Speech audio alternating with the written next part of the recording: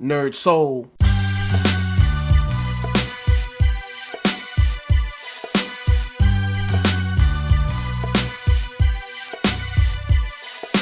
Late LK at OneYoungsta, holding down, bringing that StreetGeek and NERDSoul. What is up, my people? Today, we got another wonderful episode for you of thumbnails. That's right, we're talking about animation, anime, all of that wrapped up into one big ball of goodness. And we got to start off with what we always start off with up in here, Star Wars Rebels. That's right, this episode of Twin Sons has everything that I love and everything that I hate about Star Wars Rebels. Now, we get to open up on this episode with an amazing scene of Darth Maul and just deep in his anger and his hatred towards Obi-Wan Kenobi. You get to see this monologue and this dialogue with him, with his feelings and his interactions about even coming to this planet, trying to find Obi-Wan and how to draw him out. And that was so strong. But then we get into Ezra Bridger, and Ezra is just such a problem in this episode. The reason Ezra is such a problem in this episode is because we spend a lot of time with him kind of sneaking away from the Rebel base, coming to Tatooine because he's feeling these different, I guess, vibes, and also hearing and seeing images from the holocron and hearing Darth Maul call his name. And we end up spending a lot of time following Ezra Bridger coming to this planet, getting attacked, choppers in tow, and ending up, facing the elements of a desert planet. And I'll touch on that in a second because Ezra is he's just, you guys know, I don't even have to go any further. But we get to see Obi-Wan in another kind of very father patriarchal role where he takes care of Ezra as he's been kind of like weathered during this desert storm, fell over, knocked out, heat stroke, whatever, and he nurses him back to health by the campfire. And he breaks down what my issue with Ezra Bridger is, which makes me like this episode, but also makes me hate this episode to a certain degree, because the writers can't have their cake and eat it too.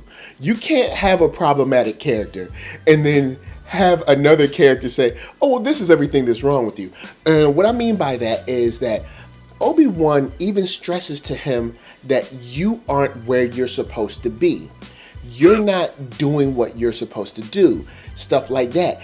And my biggest issue with Ezra is that you ain't playing your position. This isn't. I know we're supposed to follow Ezra. We're supposed to kind of like become. He's supposed to be our analog to watch this show through, but Ezra is just not compelling enough, and he's never playing his position. The biggest thing about any team, whether you're on football, basketball, baseball, whatever, the most important thing is that each player plays their position. But Ezra never wants to play his position. Ezra always wants to go off, do whatever he wants to do, and he's corny. But the good thing is that Obi-Wan sends Ezra off as Darth Maul comes in. And the good and bad thing about this scene between Obi-Wan and Darth Maul is that you get to see their final encounter. And in this final encounter, how they regard each other. The disdain that's still there, the hate that's still there, and then also that Darth Maul's power in the Force is deeper than I thought it was. I always thought he was a very surface level, not as deep into the Force to immediately start to pull things from Obi-Wan as he's speaking with him. But on to the fight,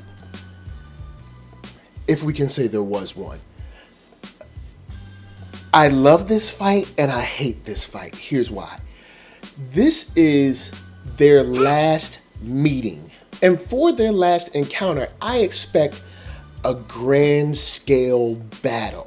You know, just a knockdown, drag out, I hate you, this is my revenge type of situation, because that's, I guess, once again, preconceived notions in my head, that's what I wanted.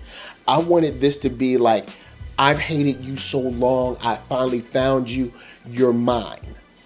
But the reason that I love this fight is that Obi-Wan showcases how much he has grown since the last time they fought. Obi-Wan showcases how out of his league Darth Maul is. Obi-Wan finishes Darth Maul in 3 moves. Go back and watch it. 3 moves. He finishes Darth Maul. And that is just incredible. It's incredible, and I love it. I hate it, and I love it at the same time. But before we move on and get into any more Star Wars stuff, I gotta go in and give a shout out to my peoples over there at Black Hollywood Live, and you can check out blackhollywoodlive.com. That's right, they do Twitter interviews, celebrity interviews, after shows, follow up on Black Twitter, and all that. And if you want to see more, check out youtube.com/blackhollywoodlive.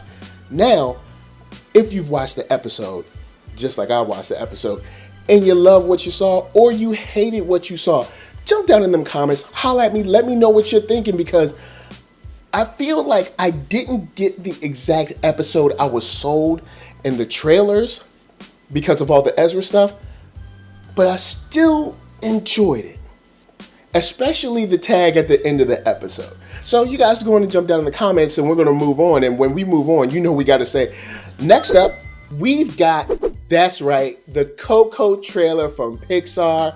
Man, this joint is going to be cute. It is, I can already tell. If you didn't know, the Coco trailer focuses on a young man who has this idol of his that has been on television, and it transports him, or at least we see the trailer transporting him as he's following this idol and that memory of an idol and what that might mean to him and maybe even his family into this land, or based on the Day of the Dead. And you know, Pixar is no stranger to the color and the imagination that's being added into this, and it just looks so cute and wonderful. And we can already hear the television that, or TV show that this kid is watching, you know, like the different things that this man is saying. And we know those are going to be like the tenets that this kid is going to follow, and all of these like wonderful things about, you know, music, you know, is me, and, you know, you got to follow yourself, and follow your heart and find yourself, and all these things. And I know it sounds cheesy when I'm saying it, but when Pixar says it in film, it's wonderful. I'm pretty sure this is going to be no different than any of Pixar, barring a couple of films with automobiles. Any of Pixar's other films where it's a great time for the family to kind of open up conversations about feelings, about hopes, dreams, things like that. And this is going to be a wonderful time. It just looks so cute. It looks so lovely, and I can't wait to see it, man. It's another one of those Pixar joints, so you know what it is. But before I go too far, guys, I want you to jump down in the comments. Let me know what you think about the Coco trailer. Are you hype about it like I am? I think it's going to be one of those beautiful, vivid, you know, imaginative films where you're going to see a lot of color, because even at home on my own television, I can see, even on the laptop, you can see all of the vivid colors. So on the big screen, this is going to be incredible. So let me know your thoughts. Jump down in the comments, because we got to move on. And you know, I love to move on by saying, next up, Netflix has another original coming its way in animated form, reviving an animated classic of sorts. It's more of like maybe a cult classic. You know, a lot of people seem to have forgotten about it, but Devilman is coming back, and in this time it's going to be called Devilman Crybaby. And we get to see this announcement trailer. We don't get to see too much, but we do get to see that it's bringing the scary back, it's bringing the horror back, it's bringing back the blood. And in this case, I'm expecting this to be a very mature, a very adult series. It's probably not going to be, better not bring your kids because this is not the one. But I think this is a wonderful announcement trailer for something that's been kind of on the back burner for a long time. Like, we haven't seen Devilman in a while. It's been gone long enough for us to kind of see it, especially in this way on Netflix, especially seeing what they've done with like Knights of Sidonia, what they're doing with like Voltron, where, you know, Netflix is kind of holding it down for animation. I'm very interested to see how this turns out, especially with the coming Castlevania as well. So, for you guys at home, let me know what you think about this Devilman. Were you into Devilman back in the days?